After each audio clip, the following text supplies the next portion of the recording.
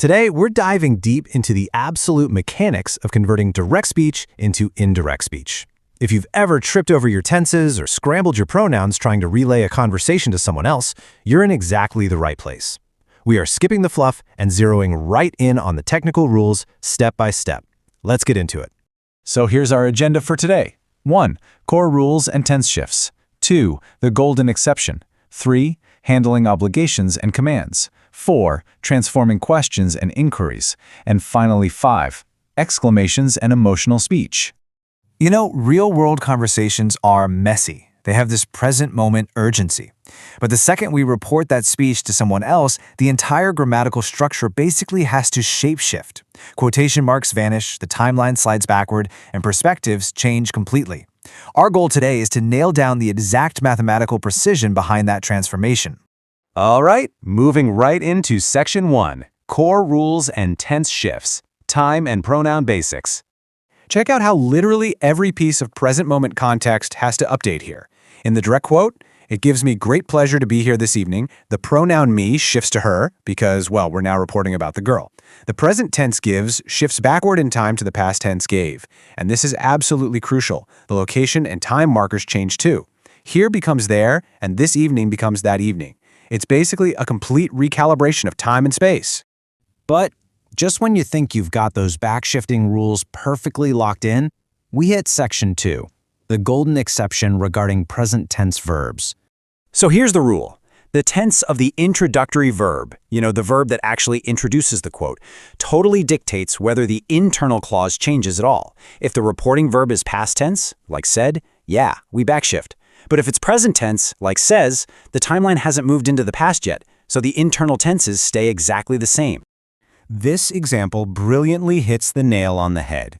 The teacher says, because that introductory verb is sitting right there in the present tense, the future tense inside the quote, will pass, remains totally untouched. We just drop the quotes, toss into that, and we're good to go.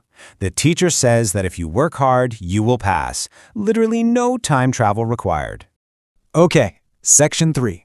Handling obligations and commands, specifically using must, told, and requested. Now, what happens when someone drops a strict obligation like must in direct speech? Well, must doesn't really have a natural past tense equivalent on its own, does it? So it mechanically transforms into had to. The man said that he had to go as soon as possible.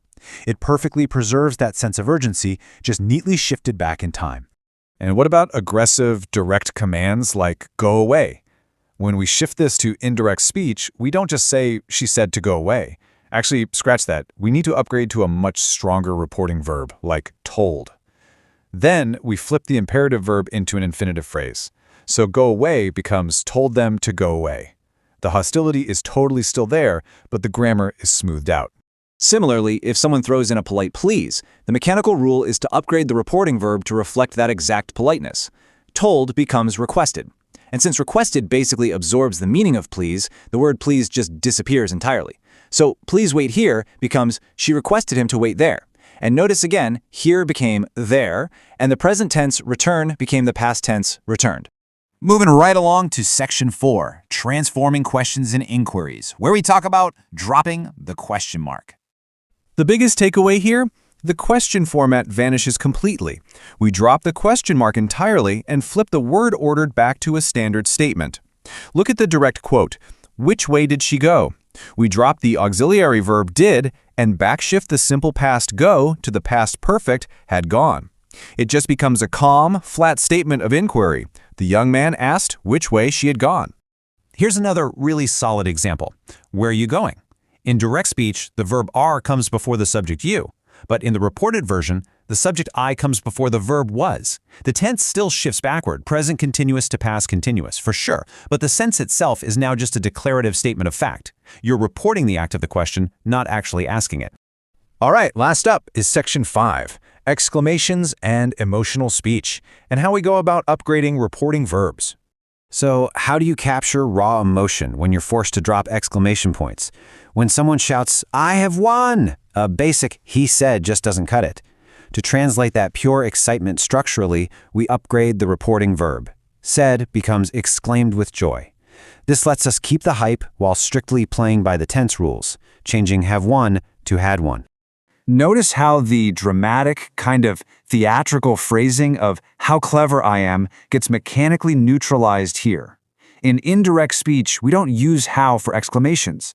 We just convert it into a standard statement and slap on an intensifier, like she was very clever. We're relying entirely on that upgraded reporting verb exclaimed to do all the heavy lifting for Alice's original outburst.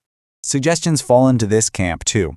Let's is just a contraction of let us, right? It's a collaborative proposal. We transform that by using the formal reporting verb suggested. So it becomes, he suggested that they should wait for her return. The core idea is perfectly preserved, but the conversational looseness is swapped out for total technical precision. All right, to wrap up this explainer, let's test your active recall. If a friend looks at you right now and shouts, "I am leaving tomorrow," how would you mechanically report that indirect speech tomorrow? Think about it. The tense shift for am leaving, the time marker shift for tomorrow, and capturing that exclamation point. You'd likely say, they exclaimed that they were leaving the next day. Lock down these shifts and your grammar will be bulletproof. But it does leave you wondering, as our daily communication becomes completely dominated by emojis, quick voice notes, and slang, are these rigid rules of indirect speech going to survive the next century? Or are we literally witnessing the evolution of grammar right now? Thanks for joining, and I'll catch you next time. Part A, Direct to Indirect Speech 1. Direct Speech. The girl said, "It gives me great pleasure to be here this evening." Indirect Speech. The girl said that it gave her great pleasure to be there that evening. 2. Direct Speech. The man said, "I must go as soon as possible." Indirect Speech. The man said that he had to go as soon as possible. 3. Direct Speech. She said, "I don't want to see any of you. Go away." Indirect Speech. She said that she didn't want to see any of them and ordered them to go away. 4. Direct Speech. The teacher says, "If you work hard, you will pass." Indirect Speech. The teacher says that if you work hard, you will pass. 5. Direct Speech. He said, "I have won." Indirect Speech. He said that he had won. 6. Direct Speech. He said, "Let's wait for her return." Indirect Speech. He suggested that they should wait for her return. 7. Direct Speech. Alice said, "How clever I am." Indirect Speech. Alice exclaimed with admiration that she was very clever. 8. Direct Speech. "Which way did she go?" asked the young man. Indirect Speech. The young man asked which way she had gone. 9. Direct Speech. He said to me, "Where are you going?" Indirect Speech. He asked me where I was going. 10. Direct Speech. "Please wait here till I return," she told him. Indirect Speech. She requested him to wait there till she returned. Part B. Indirect to Direct Speech 1. Indirect Speech. She told her mother that she was going to the market. Direct Speech. She said to her mother, "I am going to the market." 2. Indirect Speech. His friends told me that they would go home the following Sunday. Direct Speech. His friends said to me, "We will go home next Sunday." 3. Indirect Speech. The teacher told him that he had been very regular in his work. Direct Speech. The teacher said to him, "You have been very regular in your work." 4. Indirect Speech. Zarek Khan told me that he had finished his work. Direct Speech. Zarek Khan said to me, "I have finished my work." 5. Indirect Speech. The teacher said the earth moves around the sun. Direct Speech. The teacher said, "The earth moves around the sun." 6. Indirect Speech. He said that she was not going home that day. Direct Speech. He said, "She is not going home today." 7. Indirect Speech. He asked me if I had brought the pens. Direct Speech. He said to me, "Have you brought the pens?" 8. Indirect Speech. The boy asked me if that was the place we had visited before. Direct Speech. The boy said to me, "Is this the place we visited before?" 9. Indirect Speech. The judge told the witness to tell the truth. Direct Speech. The judge said to the witness, "Tell the truth." 10. Indirect speech. The prisoner begged the judge to forgive him. Direct speech. The prisoner said to the judge, "Please forgive me." Teacher's guide. Rules of narration. Quick rules reminder. Change of tenses.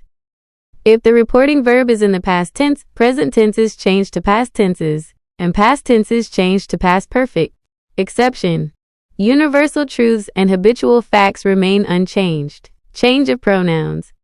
First-person pronouns change according to the subject of the reporting verb.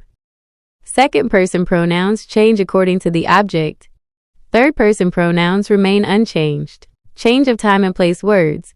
This becomes that. Today becomes that day. Tomorrow becomes the next day. Yesterday becomes the previous day. And here becomes there. Interrogative sentences.